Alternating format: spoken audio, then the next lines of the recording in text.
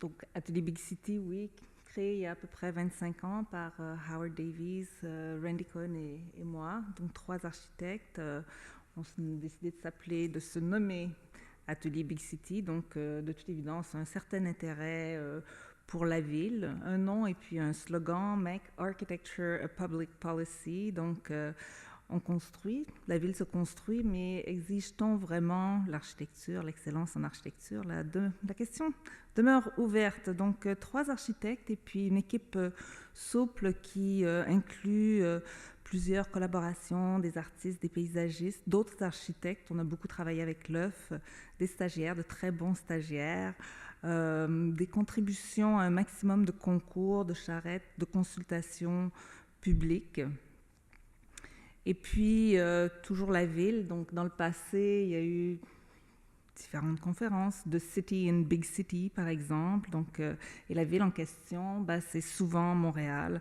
Donc, dans le titre, on s'est vraiment donc reconnu tout à fait dans le titre de cette grande exposition sur l'ABC de Montréal.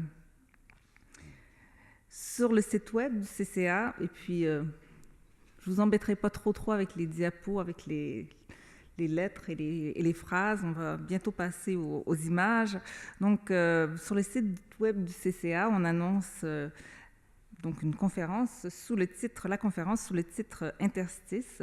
En fait, le thème de l'expo nous a amené à investir, comme le mentionnait Fabrizio, d'autres lettres que la lettre I d'interstice, soit P pour porosité, puis on aurait été vers A pour agitprop, vers W pour Wacom Architecture, etc., etc. Mais bon, tout ça a un peu perturbé l'ordre alphabétique annoncé. Quant aux espaces liminaux, j'apprécie particulièrement la description qu'en fait dans un tout autre contexte Hans Rudolf Wicker, donc celle d'un espace où les normes et les structures qui régissent l'action ne sont pas données d'avance et où la créativité devient une obligation.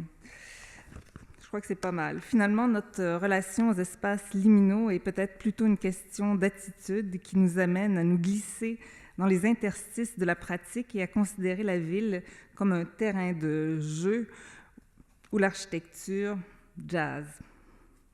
Je crois que pour nous, c'est vraiment cela, l'architecture. Donc, c'est comme Fabrizio le mentionnait, donc il y a cette distinction, c'est pas tant l'objet, mais que c'est une interaction avec la ville. C'est effectivement un exercice extrêmement intéressant que de prendre part à cette exposition et puis de présenter cette conférence. Il y a des choix de projets qui sont faits et puis tout demeure toujours un petit peu indéterminé, incomplet, mais c'est très bien comme ça. Donc nos projets sont à petite échelle, mais aussi à très grande échelle. Il s'agit autant d'installations éphémères que d'édifices pérennes, que de grands projets à l'échelle urbaine, et puis de plusieurs architectures qu'on pourrait qualifier de potentielles, qui ne seront sans doute jamais construites. Dans tous les cas, il s'agit de projets qu'on s'imagine très engageants et conviviaux. Il y a un petit projet que j'aime toujours beaucoup montrer, un très vieux projet aussi, une rampe pour handicapés au Student Union de McGill, notre seul projet réalisé pour notre alma mater. Il y en aura peut-être d'autres un jour. Et j'aime bien cette rampe parce que finalement, une rampe pour handicapés, c'est un projet de rien du tout au départ. Ben, rien contre les handicapés, simplement au sujet de la fonction. Puis la rampe adopte les couleurs de McGill ou encore le rouge pompier de la borne Fontaine qui est située juste devant. Et puis dans la réalité, et là malheureusement les photos sont un peu perdues dans les archives, c'est un espace qui devient une tribune de laquelle on peut faire des discours. Ça devient aussi un dispositif pour les files d'attente en début d'année. Autre projet, tout petit projet, mais à l'échelle urbaine, la mise en espace d'une exposition, donc la Terre vue du ciel, qui était sur McGill College il y a un certain nombre d'années. conception de panneaux. Et là, c'est vraiment un rôle où on infiltre la ville, mais de façon, comment dire, un peu discrète. En plus, les structures sont grises, pas évidemment nécessairement notre choix de couleur. Je suis persuadée que Howard avait proposé un rose vif qui n'avait pas été retenu. Et donc, c'est un travail, une installation qui est presque en marche, là, qui s'installe dans la ville et puis dont l'idée a été reprise ultérieurement. À l'autre extrême, un travail sur plusieurs années autour de l'autoroute Ville-Marie. Donc, l'autoroute Ville-Marie, une grande tranchée dans la ville, un chantier énorme qui a laissé une marque très vive pendant plusieurs années, et puis un travail sur la coupe urbaine, parce qu'il y a tout le souterrain en plus de ce qui sort de terre, donc c'est un peu l'idée de Montréal en 3D qui revient, et un travail qui prend différentes formes. Donc ici, une photo de la construction de l'autoroute, on voit l'ampleur de l'intervention, là c'est du costaud, on n'hésite pas, on y va et on fonce. Donc, projet, à quoi travaille-t-on là-dessus? On a fait toutes sortes de choses, entre autres un projet qui s'intitulait The Gate of the Present, où nous représentions le Canada dans une exposition Lego, et on avait pris le prétexte de l'autoroute pour développer de l'émergence de l'autoroute autour de ce qui est devenu la Cité internationale, pour développer cette idée de gate, de porte canadienne du présent. Et ça se construit tranquillement. Et puis, on réalise des dessins très précis sur du papier calibré Lego, et on envoie les dessins d'exécution en Europe, et on reçoit éventuellement un joli catalogue avec une magnifique image de cette porte du présent. Et puis, il y a un travail qui se fait tout le long de l'autoroute, et plus récemment, une proposition pour les abords du métro Champ-de-Mars. Et là, on voit encore que le souterrain a évidemment une importance extrêmement grande, tout ce passage de tubes en souterrain, et qui, à la surface, au contraire, s'articule sous forme de plans d'une sorte de walk-on architecture qui fait une transition entre le magnifique petit édicule qui s'ouvre sur le Vieux-Montréal. Et puis, en réalité, finalement, sur ces lieux, sur le site de l'autoroute Ville-Marie, on ne construira qu'une installation très éphémère à proximité, donc du côté sud du Palais des Congrès, donc une installation intitulée Falling Forest, qui était réalisée dans le cadre de l'événement Forêt de Champs Libres, en collaboration avec un artiste berlinois. Et ce travail sur l'espace public se résume finalement à ce signe très rouge de nuit qui finalement interpelle le passant et puis disparaît très rapidement. Notre premier projet en tant que groupe, donc il y a 25 ans, c'est une proposition déposée dans le cadre du concours Chose-Gros de Léry. Donc, vous voyez un petit peu le projet Chose-Gros de Léry, juste à l'est de l'Hôtel de Ville, un projet dont Dan Hanganou a été le lauréat. C'est très bien. Dan Hanganou est un excellent architecte qu'on aime beaucoup.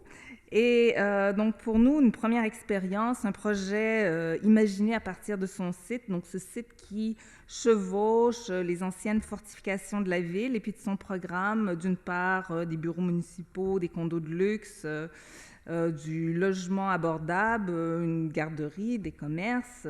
Et puis, ici, une esquisse de Howard avec la corde à linge, la ruelle, donc l'idée de la ruelle qui devient assez importante dans dans le projet.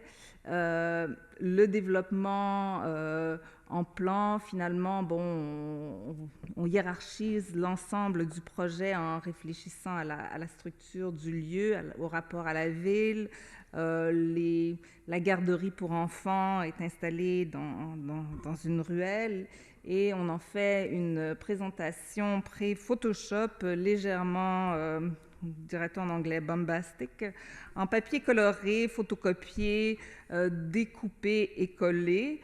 Un projet relativement poreux qui parle du mouvement qui est situé à la limite du Vieux-Montréal et qui s'affirme de façon assez franche et colorée. Donc d'un côté, ici, la ruelle qui suit le mur des fortifications, la garderie des enfants, le logement social qui reprend un peu la typologie montréalaise type, de ce côté les bureaux, et puis un peu plus haut sur Notre-Dame, les espaces commerciaux qui sont surmontés par des petites tours de condos qu'on ne voit pas ici, puis qui sont orange, enfin jaune-orange, couleur dorée. Ce sont les logements un petit peu plus dispendieux.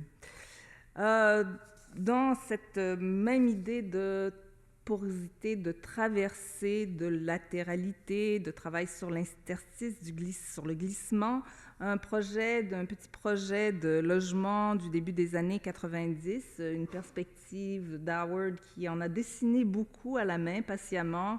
Puis il y avait toujours ces moments où, dans l'atelier, Randy et moi, on venait voir et puis on disait, finalement, peut-être que l'angle n'est pas tout à fait bon.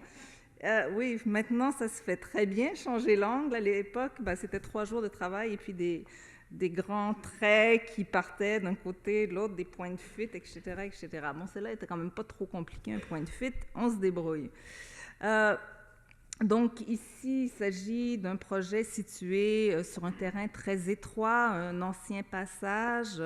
On retourne le plan typique où finalement on aurait eu 2 unités côte à côte face à la rue, complètement coincées, sans lumière.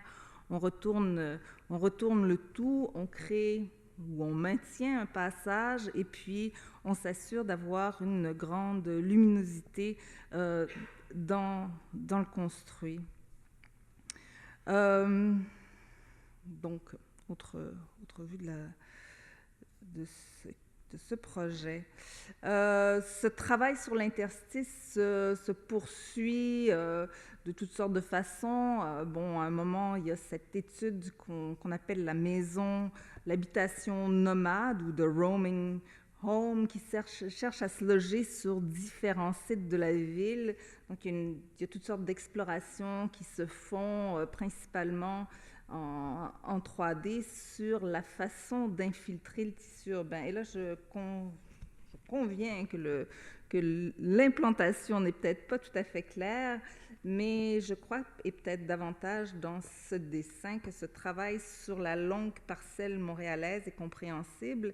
Et c'est un travail qui parle d'espace, qui parle de mouvement à travers cet espace et qui parle de ménager des poches donc complètement ouvertes qui donnent une certaine porosité au projet et qui permettent l'usage de l'espace extérieur et puis l'apport de la lumière. Toujours dans la même veine, un projet de restaurant qui n'existe plus.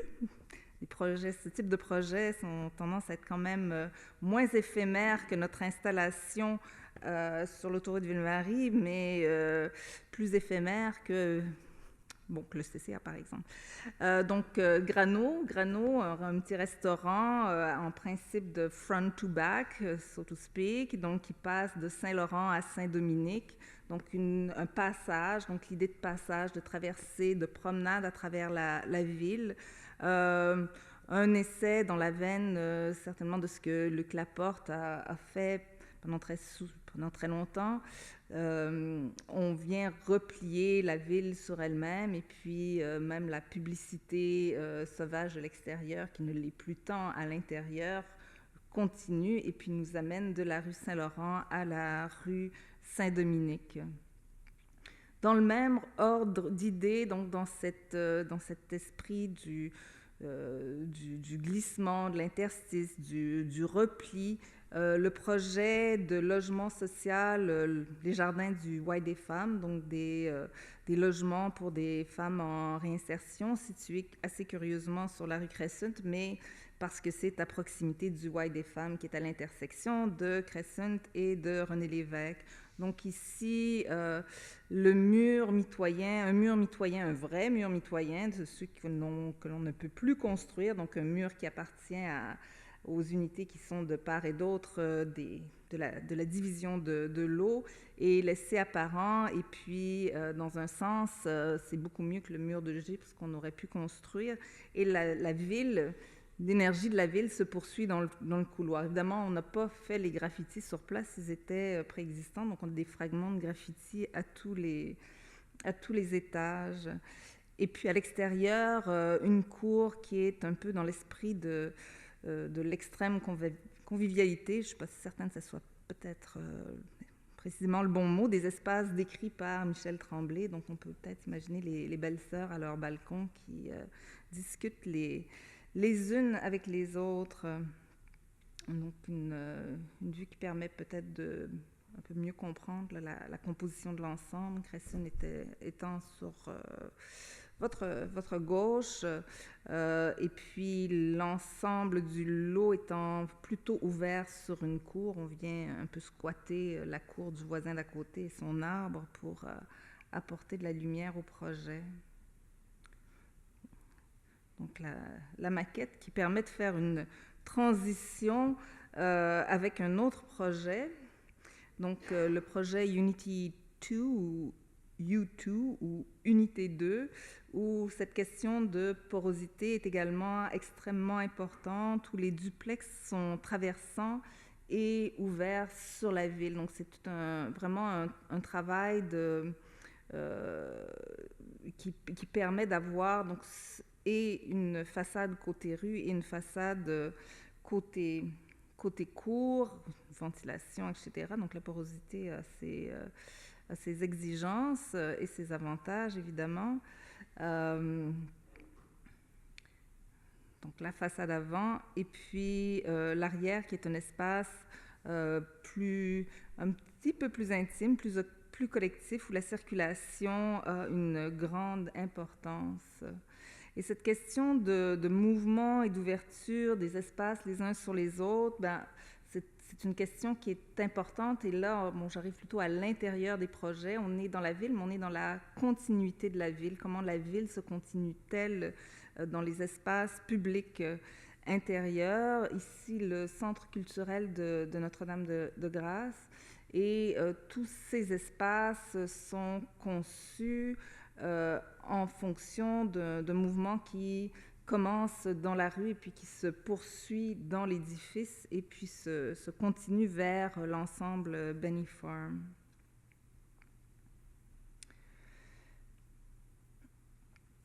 Et ce travail ou cette envie d'occuper l'espace, de le prolonger, de s'y asseoir, de faire en sorte que le bâtiment ait cette convivialité qui nous amène à l'investir. On le retrouve également dans une installation qu'on a réalisée au CCA il y a un certain nombre d'années, donc l'installation échangeur pour l'exposition laboratoire.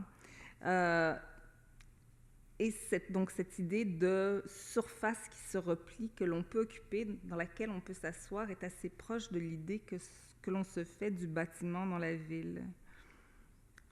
Et de là, on arrive au fameux Skate Plaza, qui finalement est un très bon choix de projet en termes de projet urbain, de projet qui est appropriable et de projet où le sol de la ville est transformé pour que s'y tiennent des activités très, très particulières, dans ce cas-ci principalement du skate.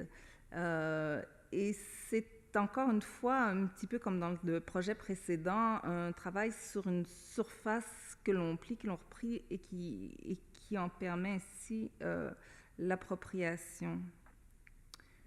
Et donc, de ce collage, enfin de ce pliage qui est celui qui a généré, qui est un de ceux qui a généré la Skate Plaza, on arrive à un autre pliage qui est peut-être beaucoup plus ambitieux dans un sens parce qu'il s'agit de la cartographie du ciel que l'on souhaite représenter, que l'on souhaite s'approprier, puis que l'on souhaite habiter, parce que finalement, il s'agit d'un des éléments très importants dans le développement du très sérieux Planétarium de Montréal. Donc, on a contribué, on a participé à ce concours pour lequel on a été finaliste. Donc, c'est un projet très complet, très fouillé techniquement, mais aussi un travail de manipulation de l'espace où l'intérieur parle d'un extérieur qui est extrêmement lointain. Et je me rends compte que cette conférence va être beaucoup plus courte que ce que j'avais prévu, mais on pourra échanger par la suite et puis reprendre le temps de cette façon. Donc, ce travail très fouillé techniquement, donc a cette double ambition de s'implanter très solidement à côté du stade olympique, un site extrêmement difficile, et puis d'avoir toutes sortes de qualités écologiques absolument fantastiques, et aussi, mais de nous amener ailleurs. Et c'est ce qui se produit donc au fur et à mesure, et on arrive donc dans cet extérieur lointain qui est replié vers l'intérieur. Un autre projet ambitieux, un projet de concours pour le complexe culturel et administratif, incluant la maison de l'OSM, donc un projet de concours qui date d'il y a quelques années, qui était situé sur l'îlot Balmoral et dont certains d'entre vous se souviennent peut-être, qu'on avait intitulé des jardins de verre suspendus dans une ville sans fin. Donc, il s'agit d'un méga îlot. Et ici, l'échelle de la ville prend un sens particulier. On n'est plus dans la petite installation et on n'est pas non plus à l'échelle de l'autoroute Ville-Marie, mais dans un centre qui est relativement complexe et relativement dense.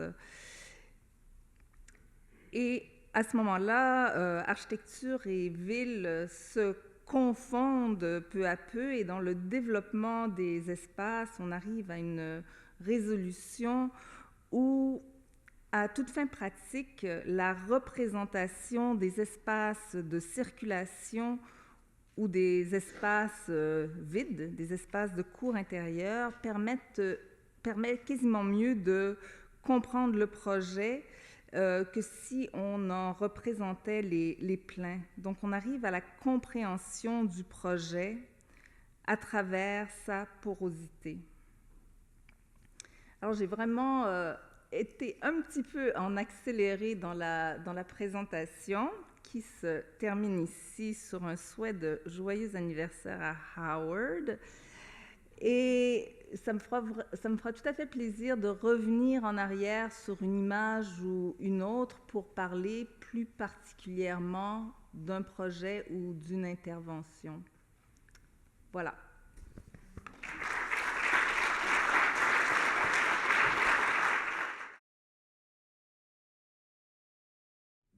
Puisqu'on en a discuté longtemps dans la phase d'idéation de votre contribution à l'expo, et ça ressort aussi dans la présentation, de quelle manière la lecture de l'urbain rentre dans le projet? C'est-à-dire, est-ce que c'est évidemment un processus toujours fluide, mais comment, quand vous abordez un projet, comment la phase d'analyse du réel, du contexte, des conditions a une influence sur le projet? Est-ce que c'est plutôt un circuit où les intuitions de projet font qu'on aille voir quelque chose qui se retrouve déjà existant?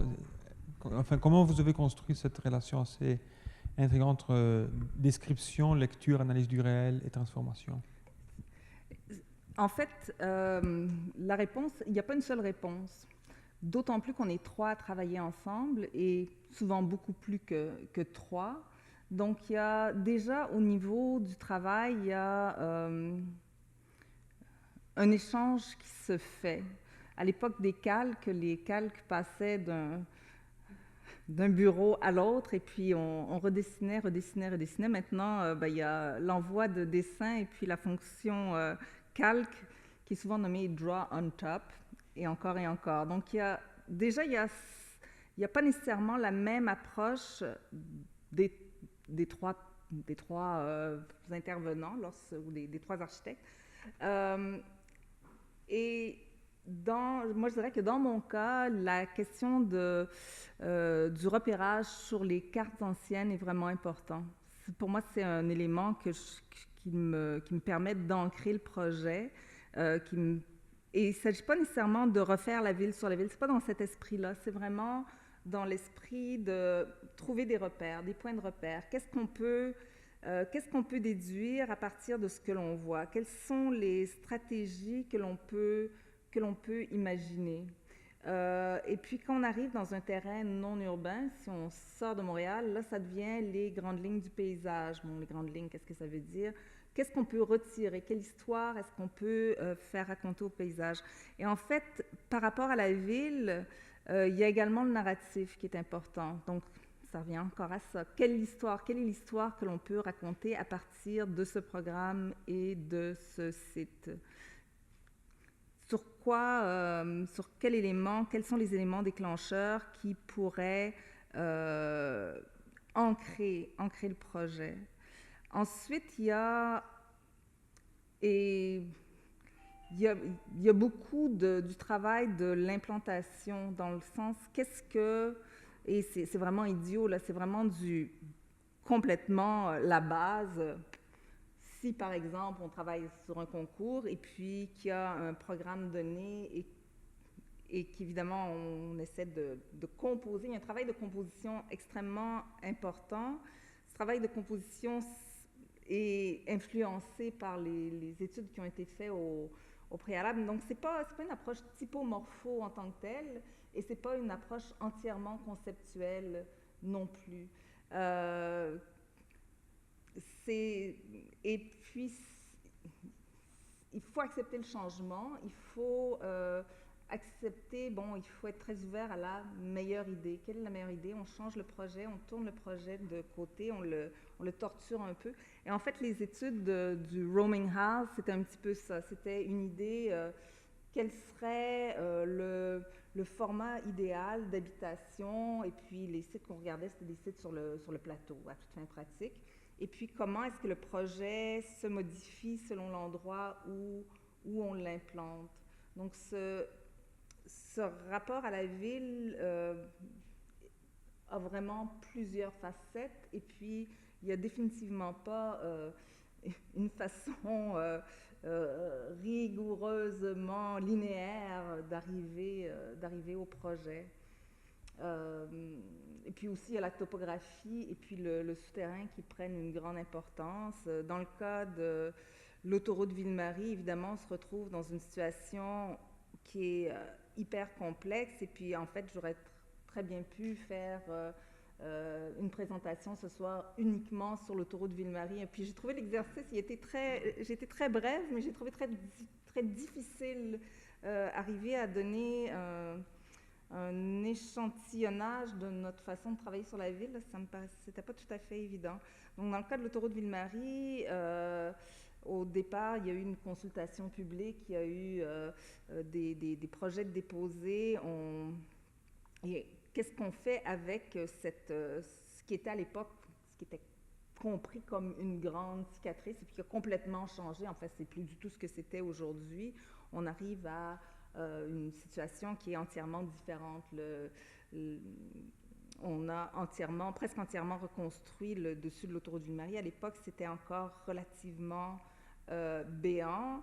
Et puis, donc les meilleures intentions urbaines voulaient arriver à un résultat qui n'est peut-être pas très différent de celui qu'on a maintenant, mais je crois qu'on a toujours eu tendance à aller dans le sens de qu'est-ce qui pourrait être fait d'autre, d'où l'idée, bon, d'accord, l'autoroute est à cet endroit, au départ elle devait être construite au bord du fleuve. Il y a eu toutes sortes de discussions musclées avec architectes, urbanistes, etc. Et puis on a réussi à la déplacer dans ce qui a toujours été une tranchée finalement, parce qu'il y avait une rivière à cet endroit. Ça fait une limite entre le vieux et le nouveau Montréal. Est-ce qu'on ne pourrait pas justement célébrer cette limite et puis jouer avec cette limite plutôt qu'essayer de l'effacer? Donc, ça fait une longue réponse à la question, mais finalement, je crois que dans les projets qu'on développe, on essaie de trouver des filons qui caractérisent particulièrement l'endroit où on intervient ou qui pourrait le caractériser, puis on essaie de rendre plus fort. En fait, on n'a pas vraiment tendance à essayer d'aplanir ou d'homogénéiser les situations, mais plutôt de les mettre en relief. Et en début de conférence, je disais, bon, on jazz. Et quand je réfléchissais à ce qu'on allait présenter aujourd'hui, l'idée de jazz m'apparaissait tout à fait adéquate par rapport à notre façon de penser la ville. C'est répondre. Il y a une réponse, on répond, on ajoute autre chose, et puis il y a une surprise, il y a un élément de surprise. Enfin, c'est, comme je disais, une longue réponse.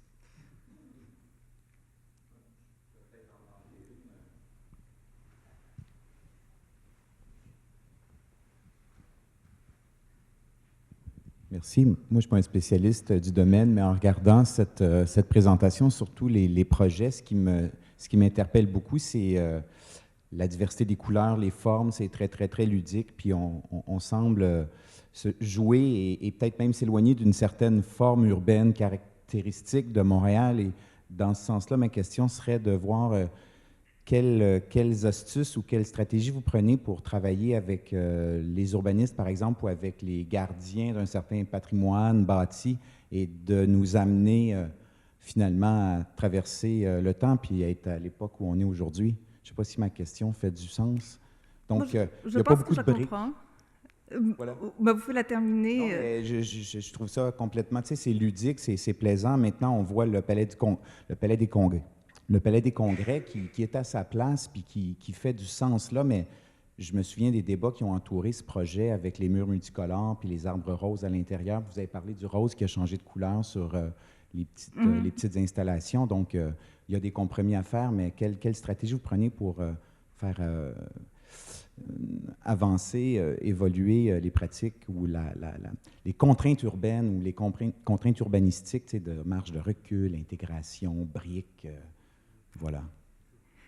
C'est une bonne question. En fait, pour les couleurs, je crois qu'au départ, on travaille avec les couleurs. Donc, quand on développe un projet, on le travaille en couleurs. La couleur fait partie de la personnalité des différents éléments du projet. Et en fait, ça devient un peu bizarre qu'on discute des projets à l'intérieur du bureau ou de l'atelier parce que chaque élément porte un surnom. Randy adore donner des surnoms aux gens et aux animaux et aux choses, ce qui fait que... Quel est Howard le vôtre? Aussi, pardon? Quel est le vôtre? Je le tairai. Et donc, le projet que l'on présente traduit beaucoup notre façon de travailler, et les couleurs ne sont pas nécessairement des éléments de composition de façade, par exemple, où on dit, bon, on a cette façade, on va mettre telle couleur qui va avec. Donc, le projet est traduit en partie en couleurs. Ensuite, en fait, bon, je crois il s'agit de parler avec ses interlocuteurs, d'expliquer les projets. Et puis, lorsqu'on arrive à parler d'architecture, on parle d'architecture et on parle de ville aussi. Si on parle uniquement de règles, bon, c'est un peu bête. En fait, les règles ne sont pas nécessairement bêtes. Ça prend des règles à un moment ou à un autre. Là. Il faut statuer sur certaines choses, mais ensuite, on peut parler d'architecture. Donc, il faut, finalement, la réponse à la question, c'est qu'il faut arriver à un moment où on discute véritablement d'architecture. Et puis, de la même façon qu'à l'intérieur de l'équipe, à un moment ou un autre, on se dit, bon, peut-être que ceci est une meilleure idée ou une meilleure façon de faire. Dans la discussion avec les autorités, ben c'est bien que de leur côté, il y ait une ouverture et puis que de notre côté, on ne soit pas entièrement figé sur nos positions. Et puis, c'est une question qui est difficile parce que si on revient à la tranchée de l'autoroute Ville-Marie, c'est aussi une époque où on démolissait de façon incroyable à Montréal. Et puis, quand on regarde l'exposition qui présente le travail de Melvin Charney dans le hall, et puis qu'on voit ce travail sur les maisons de la rue Sherbrooke, on comprend très bien qu'il y avait une prise de position qui a été nécessaire à un moment pour éviter finalement qu'il y ait des ravages quasiment équivalents au bombardement qu'a pu connaître l'Europe durant la Deuxième Guerre mondiale qui se produisent ici. Dans un sens, on a passablement bombardé. En même temps, il ne faut pas être frileux non plus par rapport à d'autres façons de faire, mais toujours en ramenant la discussion sur l'architecture, sur la compréhension globale du projet qui est développé. Je ne sais pas si c'est une réponse qui aide un peu, qui est un peu claire. Non, mais je pense que dans le fond, on a un espace ici ce soir qui traduit peut-être cette nécessité de dialoguer, dans le fond, parce qu'on parlait des autorités, mais aussi les résidents, des fois, qui peuvent être récalcitrants ou résistants à certaines interventions qui finissent par être extrêmement ludiques, puis d'animer un espace qui, par ailleurs, serait... Parce que ce que j'ai en tête, en fait, c'est des projets plutôt... J'en vois plein à Montréal qui respectent les codes, qui respectent la typonymie montréalaise, la forme montréalaise, ça, mais ils sont moches, ils sont d'une autre époque. Ah, mais ça, c'est ça, je veux dire. Ce qu'il faut comprendre, c'est que les règles, comme les codes, ne vont pas générer en eux-mêmes une bonne architecture. Et ça ne veut pas dire qu'un projet est mauvais parce qu'il les suit non plus. Mais bon, finalement... D'accord, des solutions, plus de concours d'architecture, plus de discussions sur l'architecture, plus d'architecture. Moi, je veux bien, il n'y a aucun problème.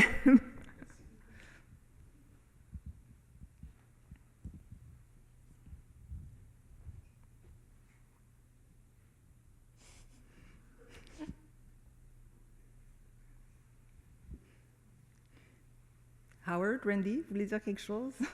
Vous opposez?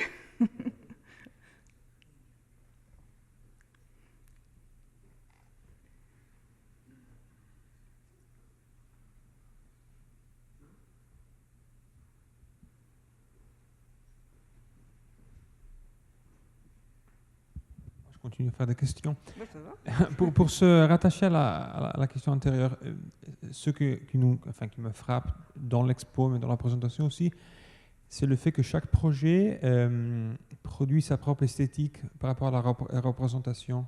Donc, comment ça a fonctionné, comment ça fonctionne.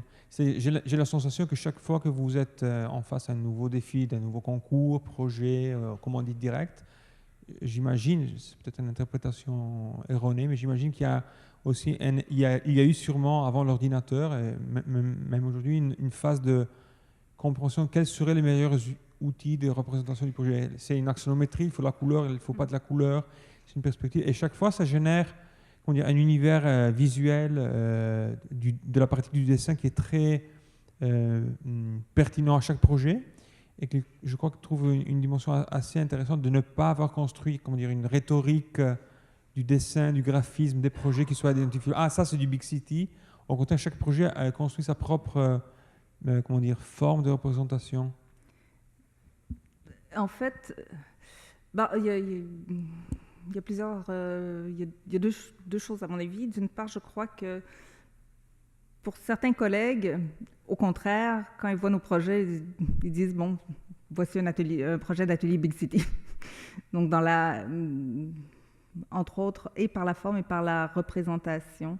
Ce qui est peut-être un petit peu trompeur dans l'expo, dans un sens, c'est que on vient aplatir 25 ans sur un mur, et puis les façons de faire se sont transformées en 25 ans. C'est sûr qu'au début, bon, c'était essentiellement les croquis, beaucoup de collages, quelques maquettes, mais vraiment beaucoup de dessins, collages. Et depuis une dizaine d'années, les croquis à la main demeurent toujours, mais ce sont souvent de très petits croquis, donc qu'on fait plus rapidement à la main qu'à l'ordinateur. Mais autrement, le travail que l'on fait est à l'ordinateur, et c'est pas en 3D parce qu'on est tout à fait inapte, on ne sait pas du tout faire ça. Donc on travaille en 2D, puis Howard maintenant fait ses perspectives en 2D à l'ordinateur, donc il y a beaucoup de dessins 3D qui sont réellement en 2D. Donc il n'y a pas vraiment une décision quant à la méthode graphique qui sera utilisée pour un projet ou pour un autre. Je crois qu'il y a simplement eu dans le temps une modification des outils qui sont employés. Et puis, pour les présentations, comme pour celle du planétarium,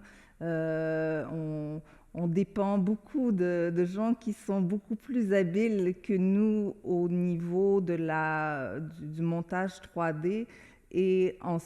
Mais ensuite, il y a quand même passablement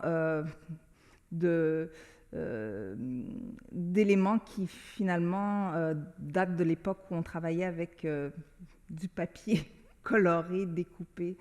Par ailleurs, bon, oui, les projets sont probablement tous différents les uns des autres parce qu'ils développent leur personnalité propre, et comme on n'a pas vraiment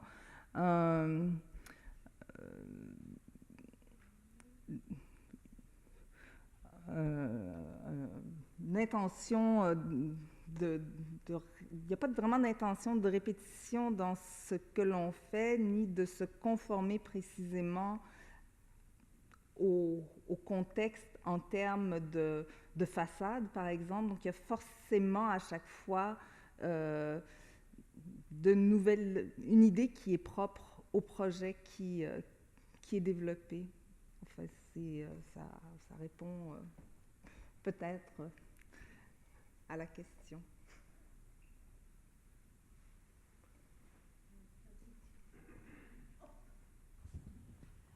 Anne, le deux mots-clés, interstice et porosité. J'ai eu l'impression pendant la présentation que quelquefois tu l'as utilisé dans une manière analogue un peu. Au premier moment, pour moi, quand tu as commencé, j'avais l'idée, ok, interstice, c'est plutôt le projet qui va se mettre dans un espace qui est entre deux choses, et la porosité, quelque chose plutôt sur les matériaux, la manière de traiter la façade. C'était au début, non? C'est quelqu'un m'avait dit interstice, porosité, j'avais dit une réponse comme ça. Et à la fin, je trouvais que dans les projets, par exemple, les deux mots sont très complémentaires beaucoup de fois, ou peut-être je me trompe, et répondent surtout à une question urbaine, pas vraiment des matériaux, des spécificités, de la technologie. J'imaginais porosité plutôt technologie, c'est pas ça le cas. Si j'ai bien compris. Et là, c'est intéressant parce qu'à chaque fois qu'il y a une question qui est posée, si on était tous les trois ici, il y aurait probablement trois réponses différentes. C'est un peu la même chose qu'on essaie de négocier un coin de rue à trois. En général, on va se rentrer les uns dans les autres. Donc, tu pourras passer le micro à Randy tout de suite après si tu le souhaites. Mais effectivement, quand porosité, et je vais quand même parler au nom de mes collègues, porosité, il s'agit davantage de la porosité dans l'espace, donc dans l'espace construit, la porosité d'un bâtiment. Puis interstice, mais enfin interstice, ça peut être, oui, ils sont pas très loin l'un de l'autre, effectivement. J'ai presque montré un projet très interstitiel qu'Howard a fait il y a un certain nombre d'années, qui était une maison hyper mince, coincée entre deux bâtiments sur Saint-Laurent. Et là, on est vraiment dans l'interstice. Là, c'est même plus poreux, c'est pas possible, il n'y a pas la place. Mais quand on a développé le projet de l'OSM et puis quand on a développé le projet à Notre-Dame-de-Grâce, donc le centre culturel de Notre-Dame-de-Grâce, la question de la porosité puis de la continuité de la ville était vers l'intérieur est important. Dans Granos, c'est un peu la même chose. On se retrouve, oui, dans un site qui pourrait être compris comme étant interstitiel, mais en fait, c'est simplement un lot très, très profond. Mais la possibilité, donc, de traverser, l'idée de traverser, en fait, l'idée de mouvement, de traverser et de ne pas être arrêté est assez important dans la façon dont on développe les projets. On va rarement avoir des séquences très fermées. En général, lorsque l'on travaille, puis l'axonométrie devient assez... en fait, les vues 3D ont souvent été... Et les coupes, évidemment, les coupes sont très importantes. Il y a toujours cette relation d'un espace à l'autre, ce que l'on voit plus loin, et toujours une ouverture, donc ne jamais arriver sur une fermeture autant que possible. Toujours la possibilité de glisser. Et à ce moment-là, bon, oui, porosité et interstice se complètent l'un l'autre. C'est plutôt spatial. C'est spatial, c'est essentiellement spatial. C'est pas vraiment au niveau des matériaux. Souvent, les matériaux que l'on choisit, je crois qu'ils vont répondre davantage à des intentions de spatialité qu'à une envie profonde ou une réflexion profonde sur le matériau lui-même. C'est plutôt les qualités perceptibles du matériau que l'on va rechercher. Et quand je disais que c'était très bien que Dan Hangenu ait remporté le concours Choses Gourdes Léry, je ne parle pas nécessairement de ce projet-là, mais je parle de la façon de travailler de Dan. Probablement que l'on pourrait dire qu'on a une assez grande affinité pour sa façon de travailler, où il travaille vraiment dans la masse et où la question de l'ouverture d'un espace à l'autre, bon, si on pense à l'édifice des HEC que vous connaissez peut-être, et où la lumière et l'apport de lumière est extrêmement important. Donc, ce travail sur la continuité et aussi une certaine intrigue dans le projet. Bon, qu'est-ce qu'il y a un petit peu plus loin? Peut-on y aller? Qu'est-ce qui se produit? Quelle perception on en a? Donc, c'est des éléments qui sont importants dans notre travail. Puis finalement, la couleur vient jouer un rôle aussi là-dedans, probablement en particulier au niveau des intérieurs. On m'a souvent dit que la couleur est un ornement très économique, particulièrement ici. Apparemment, il y a un collègue français qui me disait que la peinture colorée en France était extrêmement dispendieuse, donc c'est plutôt dans le blanc. Mais bref, ici, la question de la couleur joue aussi un rôle spatial dans le sens où quand on l'utilise, il ne s'agit généralement pas d'avoir une salle jaune ou une salle bleue, mais plutôt une masse jaune ou une masse bleue. Et de définir l'articulation des espaces plutôt que de donner une coloration à une pièce en particulier. C'est satisfaisant comme réponse? Ça va?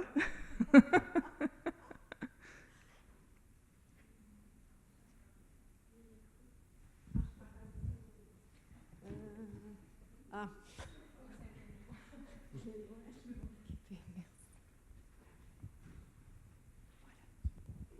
I just want to thank you for your lecture very much. I enjoyed seeing all the projects, and especially some that I hadn't seen before. And I hope you guys get to do a project at McGill really soon. My question is, what's the role of an architect in making architecture a public policy? Is it through the striving for excellence and rigor in their own work? Is it through educating the next generation of designers and architects? Is it through something else? I guess that's my question.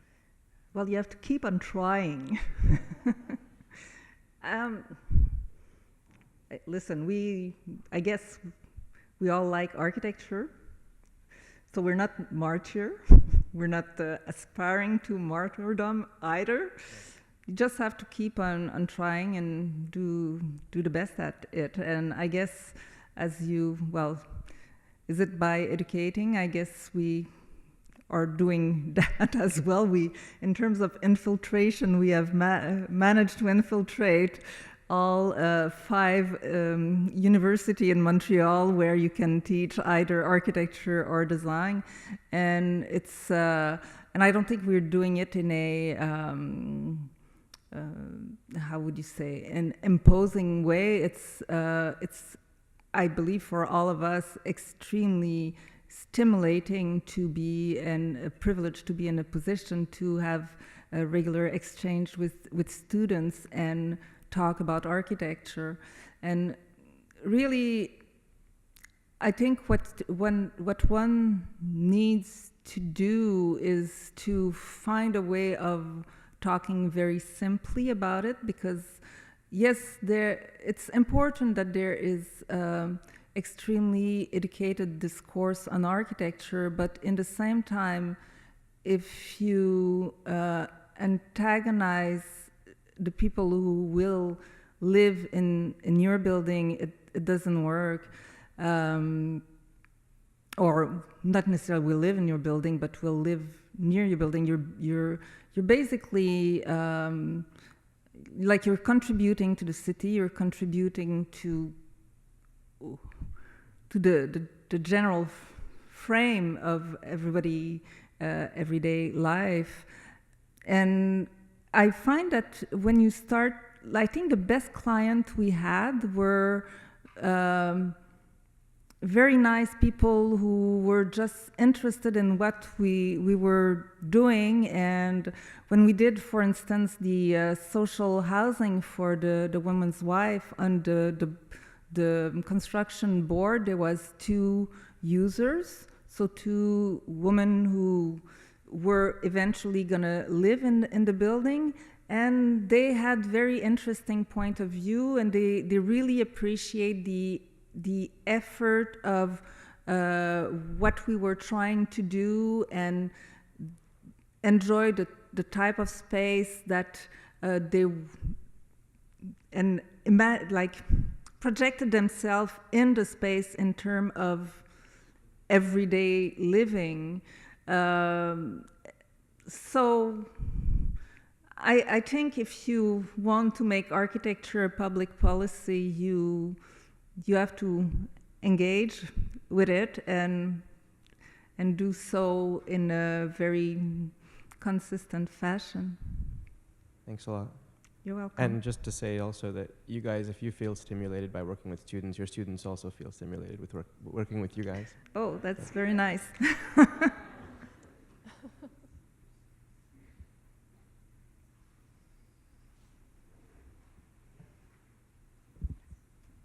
Tu as bien répondu à la question de comment on se peut gérer l'idée de les espaces avec une porosité ou dans les interstices, mais comment ou c'est quoi l'inspiration pour suivre ces idées-là?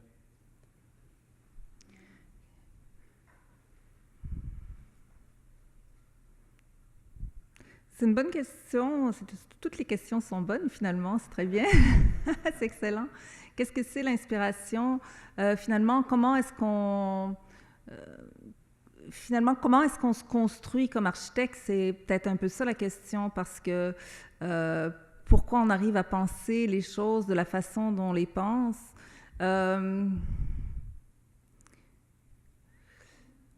Je crois que c'est par l'expérience, en quelque sorte. Et dans le fond, on est privilégié, on peut aller dans différents endroits, voir différents projets, appréhender l'espace, l'apprécier, le critiquer. Donc, je crois que on arrive à développer ces idées par addition. Et puis, finalement, il y a si on travaille plusieurs architectes ensemble, il faut qu'il y ait des affinités au départ, et puis il faut qu'on ait réalisé à un moment ou un autre que notre façon de comprendre l'architecture était complémentaire et qu'il y avait... ça pouvait devenir un espace de discussion. Évidemment, il y a des questions de formation, des questions culturelles, des questions de curiosité aussi. Et puis, c'est ça qui est génial avec l'architecture. Il n'y a pas une seule réponse pour un seul projet. Et il y a plusieurs façons de l'imaginer. Mais plus particulièrement dans notre cas, c'est qu'à un moment donné, il y a des fils conducteurs qui nous paraissent plus évidents. Il y a des façons de concevoir l'espace qui nous parlent davantage. Mais je ne sais pas si vous êtes étudiant en architecture. Donc, c'est une question, je crois justement, ou est-ce que vous avez déjà étudié l'architecture ou... Non, mais c'est plus une question d'être comme...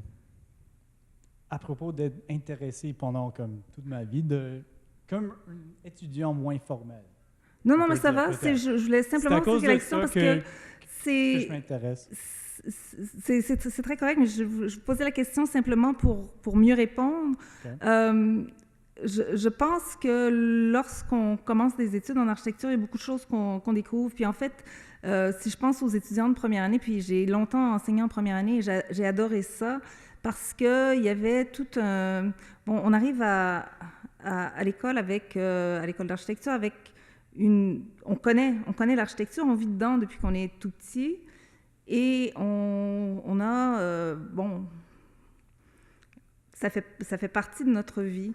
Et lorsqu'on commence à développer des projets, on réalise qu'il faut décomposer les choses et puis qu'il faut apprendre à les voir de façon plus partielle dans un sens.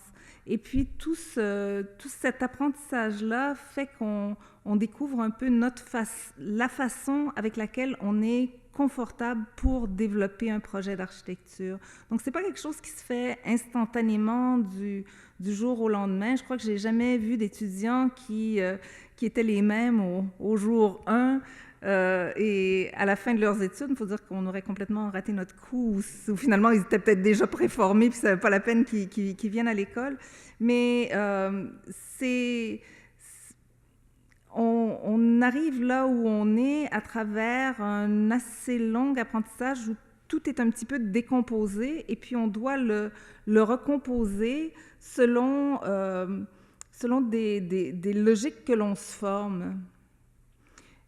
Alors, au moment où on commence un projet, même si tous les projets sont différents, il y a certaines façons de faire avec lesquelles on est plus confortable et dans lesquelles on se reconnaît et avec lesquelles on sait qu'on va pouvoir travailler.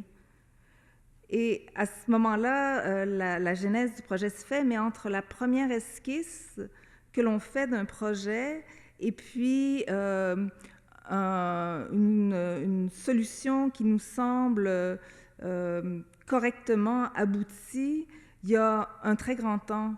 Il y a souvent plusieurs croquis qui se suivent. Bon, il y a peut-être des architectes qui y arrivent du premier coup, mais nous, on doit être lents, ça prend du temps.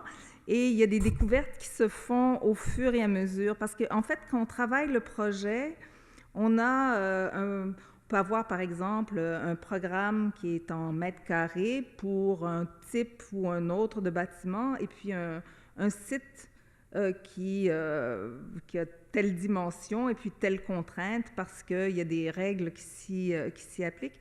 Et il y a une espèce de travail de massage ou de gymnastique qui se fait à partir de ce moment-là où on se dit, bon, quelles sont les possibilités, quelles sont les stratégies, comment peut-on arriver à bien construire le projet. Il ne s'agit pas non plus d'une pure résolution. Il y a tant de mètres carrés, il y a telle règle qui s'applique, bang, bang, on y arrive. Il faut trouver la logique du projet, trouver les bons coups à faire, parfois renverser complètement le projet pour vraiment y arriver. Donc, c'est vraiment un long processus. Et ce processus est nourri des projets précédents parce qu'à un moment ou un autre, on va faire référence à « Ah oui, dans tel projet, on avait fait de telle façon » ou « Dans tel projet de tel autre architecte, il y arrive de telle façon ». Donc, à ce moment-là, la visite d'autres projets est importante. Le fait d'observer comment d'autres architectes développent leur propre projet est également important, pas tant pour reproduire la même chose, mais que pour nous aider à réfléchir à la meilleure façon de faire.